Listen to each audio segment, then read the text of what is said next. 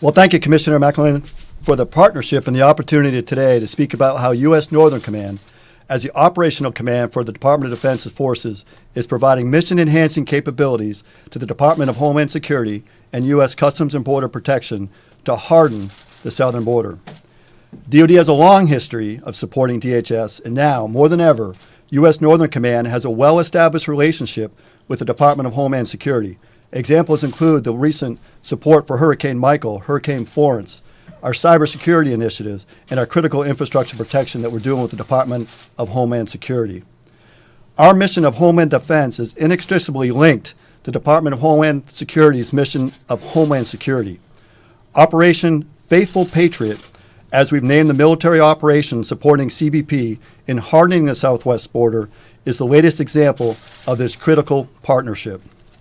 In a macro sense, our concept of operations is to flow in our military assets with a priority to build up southern Texas, and then Arizona, and then California. We'll reinforce along priority points of entry so as to enhance CBP's ability to harden and secure the border. The specific request for assistance is for the active duty military to enhance the capacity and capabilities of CBP by providing robust military capabilities. Our first level of effort with CBP will be to harden the points of entry and address key gaps in areas around the points of entry. And here's a list of just some of the capability that we're bringing.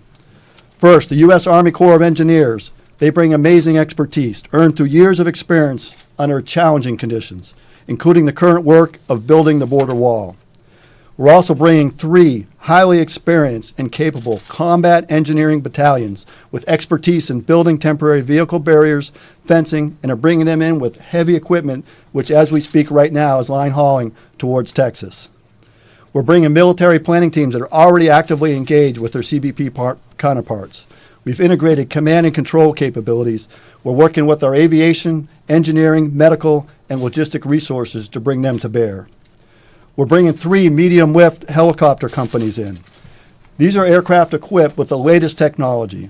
They're enhanced with optics. They have NVGs. They have sensors that will allow them to operate at night and be able to provide assistance to bring our CBP personnel exactly where they need to be, regardless of the conditions. We'll be able to spot and identify groups and rapidly deploy CBP personnel where they're needed.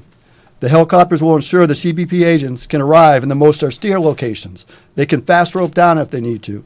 They can conduct and work their law enforcement activities. These aircraft will also ensure those agents needing medical assistance will be able to get that assistance when required.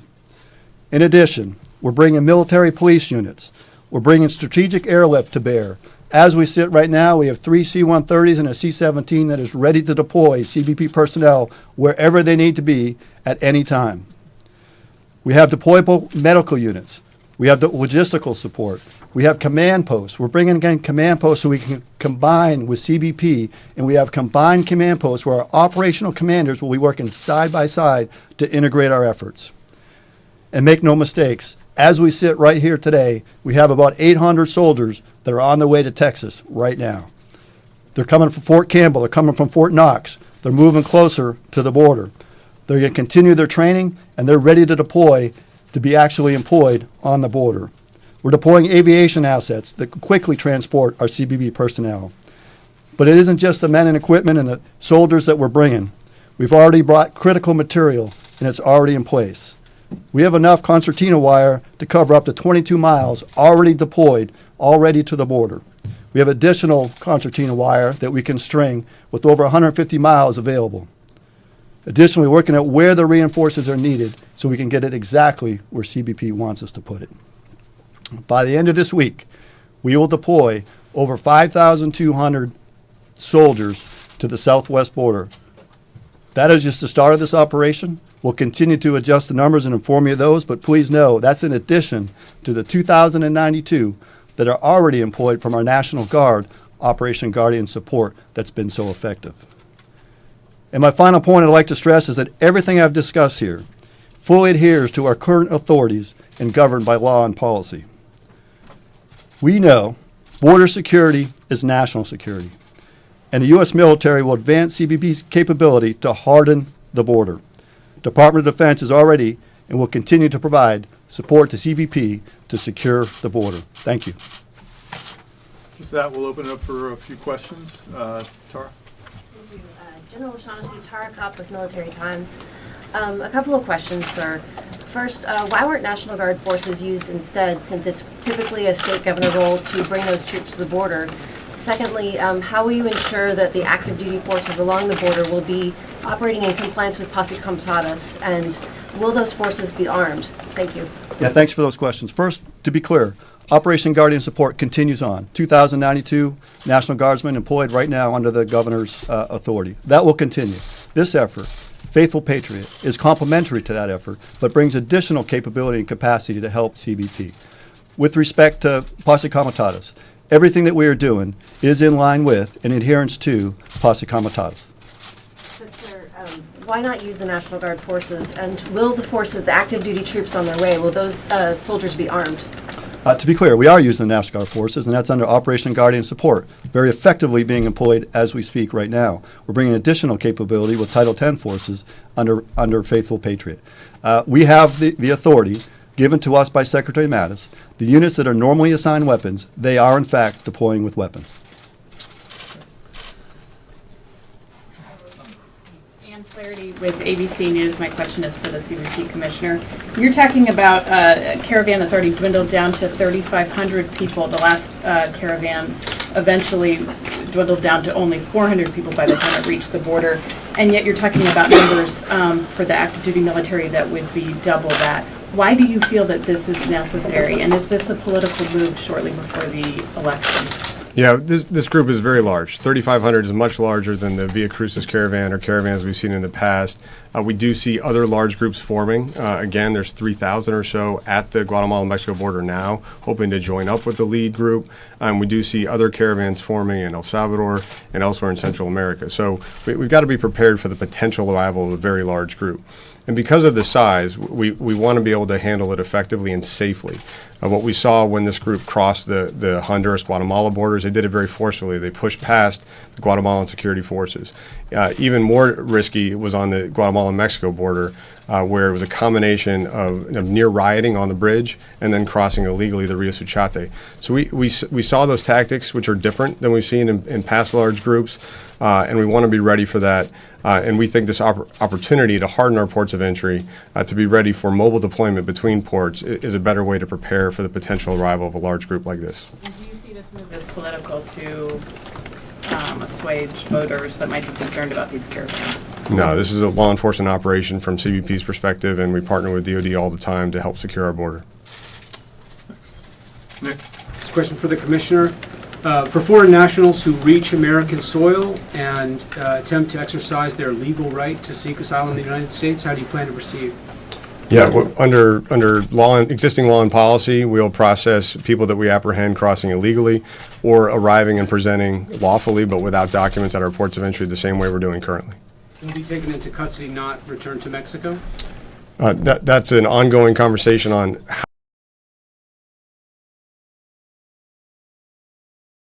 All right, give me a second, folks. I don't know what in the world happened. Give me a second. How we best handle that group. If they come as a large group, we are talking with Mexico. We're also considering all potential options in terms of administration authority. Geneva? Commissioner, where are the Geneva Sands with CNN? Can you tell me where the Border Patrol additional services are coming from? Are any coming from the northern border or other areas around the country? Yes. So first of all, I mentioned the special operations groups. This is the Border Patrol Tactical Unit, the Border Patrol Search, Trauma, and Rescue Teams. That's a significant portion of the mobile troops. We also have agents identified as members of mobile response teams that come from sectors all over the country. And then because the northern border sectors aren't directly affected by a potential caravan arrival, we would potentially pull a few hundred agents from the northern border if we saw the need for a full-scale operation. Is that happening in this first part, or is that potentially in the future? That's potentially in a future phase as a caravan gets closer and depending on the size of the caravan.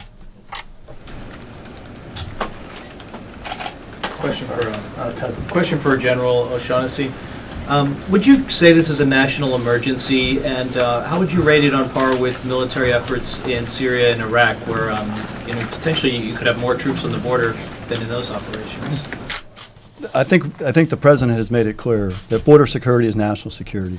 That is direction we've given. That's the direction that we're marching to. Our orders are very clear. We are engaged. We're here to support CBP, and we're going to secure the border. Okay, folks, we have time for a couple more questions. Sir? This is for the commissioner. Two quick questions. First is, do you have a sense for how many additional miles of temporary fencing or vehicle barriers you need or are going to be done in this operation? And then second is the inspector, I think it was an inspector general, not GAO, recently had a report on the previous caravan and said that the way that CBP handled funneling or preventing people from coming through the ports of entry actually sent them between the ports of entry. Any lessons learned from that you're going to do differently? So first of all, we've made a broad request for assistance, which is being responded to robustly, as General O'Shaughnessy outlined. We're going to use fortifications to help both at the ports of entry so we could manage the potential arrival of a large group trying to enter through a port of entry infrastructure, but also in the immediate areas around ports or other vulnerable areas of the border. So that's still being worked through with DOD and exactly what that structure would require, and it would be obviously dependent on which direction we see a group moving. Now, you can only process a certain number of people at a time, even if they're presenting lawfully. So we would want to work with the government of Mexico if this group does make it all the way to the border. And again, the president of Mexico has offered very generously protections, employment authorization, shelter, and status to this group in Mexico. So if you're really seeking asylum, you've reached a safe place and you've been given a generous offer by the first country that you've crossed into from Central America. So I think that's an important point to focus on. So we'd want to work with Mexico to manage that flow and ensure that people don't try to cross illegally. That is more dangerous. They generally have to engage with a smuggler, and it's even less orderly than a large group arriving. So that's what we're going to be focused on in partnership with our government of Mexico counterparts. Is there anything you've been able to do to actually change that incentive structure that existed last time? We're processing, I guess, throttling them through the ports of entry, sent them the other direction. So I think that's questionable. We, as I noted in the outset, we processed 38,000 claims of fear of return to a home country at our ports of entry in the last fiscal year. That is far and away a new record. So we are providing access to asylum seekers at our ports of entry lawfully as directed. So I think that's an appropriate point to understand. Sure. Last question. Colleen? Hi, Colleen from excuse me, AP. I just wanted to clarify if people are crossing between ports of entry, will they be able to claim asylum if they make it through? What will happen in terms of trying to claim asylum if they manage to get through?